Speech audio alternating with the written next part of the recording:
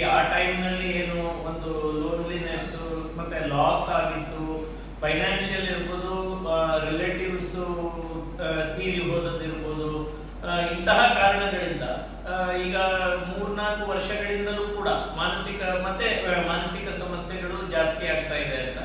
ಗಣನೀಯವಾಗಿ ಜಾಸ್ತಿ ಆಗ್ತಾ ಇರುವುದು ಅಂದ್ರೆ ಈ ಡಿಜಿಟಲ್ ಅಡಿಕ್ಷನ್. ಇದ್ರ ಬಗ್ಗೆ ಸಾಕಷ್ಟು ಇದು ಬರ್ತಾ ಇದೆ. ಇನ್ಫ್ಯಾಕ್ಟ್ ನಮ್ಮ ಪರ್ಸನಲ್ ಎಕ್ಸ್ಪೀರಿಯನ್ಸ್ ಹಾಸ್ಪಿಟಲ್ ನಲ್ಲಿ ಈ ಹಲವು ಯುವ ಜನರು, ಇವನ್ ವಯೋವೃದ್ಧರು ಕೂಡ ಈ ಆ ಸಂದರ್ಭದಲ್ಲಿ ಏನು ಈ ಮೊಬೈಲ್ ನ ಒಂದು ಇದಕ್ಕೆ ಯೂಸ್ ಮಾಡ್ತಾ ಇದ್ರು, ಅದನ್ನ ಅತಿಯಾಗಿ ಯೂಸ್ ಮಾಡುವ ಒಂದು ಪರಿಸ್ಥಿತಿಯಲ್ಲಿ ಕೆಲವೊಮ್ಮೆ ಅದರಿಂದಾಗಿ ಸಮಸ್ಯೆಗಳು ಉಂಟಾಗ್ತಾ ಇರುವುದು ಕೂಡ ಕಂಡು ಬಂದಿದೆ. As such, research is very clearly pointing post-COVID there is an increase in psychiatric morbidity.